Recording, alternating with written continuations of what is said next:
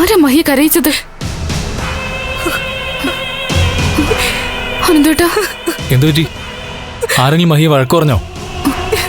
മനസ്സിൽ തട്ടുന്ന രീതിയിൽ ആരെങ്കിലും എന്തെങ്കിലും സംസാരിച്ചോ? പിന്നെന്താ പറ്റിയത്? ഞാൻ പറയുന്നത് കേട്ടിട്ട് നിങ്ങൾ രണ്ടാളും എന്നെ കുറ്റപ്പെടുത്തരുത്. പലതവണ ലേഖയോട് എന്റെ മനസ്സിനെ അലട്ടിക്കൊണ്ടിരിക്കുന്ന കാര്യം പറയണമെന്ന് കരുതിയതാ. പിന്നെ ഏതോ ഒരു ശക്തി അതിൽ തന്നെ പിന്നോട്ട് വലിച്ചു.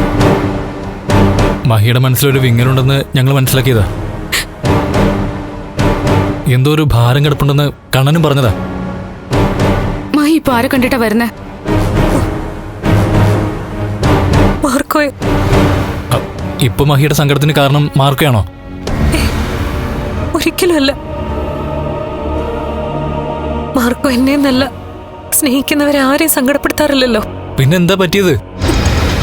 മാർക്കോയെ കണ്ടപ്പോ മാർക്കോ എന്നോട് പറഞ്ഞത് ലേഖയോടെങ്കിലും നടന്ന കാര്യങ്ങളൊക്കെ പറഞ്ഞുകൂടെയെന്ന്. അത് കേട്ടപ്പോ ഇനി പറയാതെ ഉള്ളി വെച്ചോണ്ട് നടക്കുന്നത് ശരിയല്ലാന്ന് തോന്നി.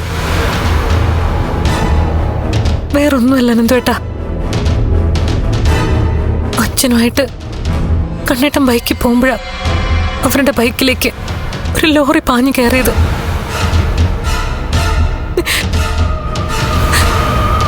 നല്ല മഴയുള്ള രാത്രിയിലായിരുന്നു അത്. ബൈക്കിനെ ഇടിച്ച് തെറിപ്പിച്ച് ലോറി പാഞ്ഞു പോവായിരുന്നു. കണ്ണൻ പറഞ്ഞത് കേട്ടല്ലാതെ മഹിക്ക് ഇതൊക്കെ എങ്ങനെ അറിയാം? അന്ന് കണ്ണേട്ടന്റെ അച്ഛന്റെ ബൈക്കിലേക്ക് പാഞ്ഞു കയറിയത് എന്റെ രണ്ടാനച്ഛന്റെ ലോറിയാ.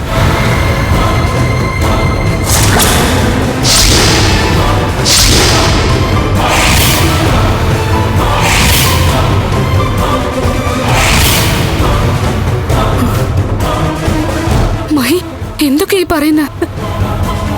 മനസ്സിന്റെ സമനില തെറ്റിയപ്പോ അതേപ്പറ്റി തന്നെ കണ്ണേട്ടനോട് പറയണമെന്ന് കരുണയുടെ അച്ഛൻ വാശി പിടിക്കുന്നത്.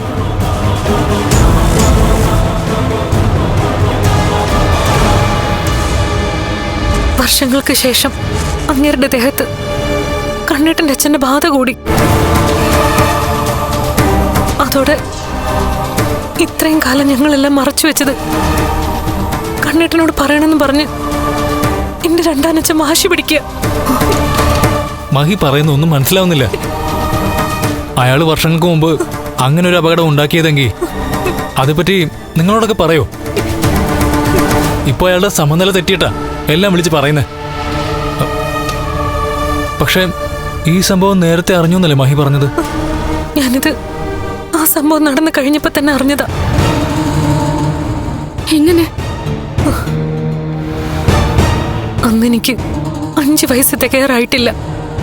ആ മഴയുള്ള രാത്രിയിൽ എന്റെ രണ്ടാനച്ഛൻ ഡ്രൈവ് ചെയ്ത ആ ലോറിയിൽ ഞാനും ഉണ്ടായിരുന്നു. ആ അപകടത്തിന് ഞാനും സാക്ഷിയാ.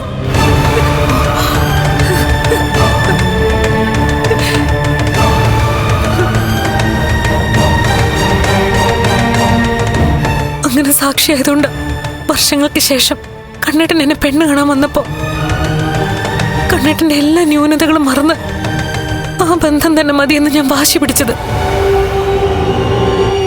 അതുകൊണ്ട് അമ്മ ഞങ്ങളുടെ ഈ വിവാഹത്തെ എതിർത്തത്. പിന്നീട് അമ്മ അറിഞ്ഞു. അതിനുശേഷം എന്റെ രണ്ടാനച്ഛന്റെയും അയാളുടെ അമ്മയുടെയും ക്രൂരത കൂടി വന്നപ്പോ എനിക്കത് അയാളോട് പറയേണ്ടി വന്നു. അന്നത്തെ അപകടത്തിൽ മരണപ്പെട്ടത് കണ്ണേട്ടന്റെ അച്ഛനാണെന്ന്. അന്നത്തെ അപകടത്തിലാണ് കണ്ണേട്ടൻ വീൽ ചെയറിലായതെന്ന്. ഇതൊന്നും അയാൾക്ക് അറിയില്ലായിരുന്നോ? വിവാഹശേഷവും അയാൾക്ക് അറിയില്ലായിരുന്നു. 10-20 വർഷം മുമ്പ് മരിച്ചത് കണ്ണേട്ടന്റെ അച്ഛനായിരുന്നെന്ന്. അന്ന് കൂടെ ഉണ്ടായിരുന്ന ആ പയ്യൻ കണ്ണേട്ടനാണെന്നൊക്കെ.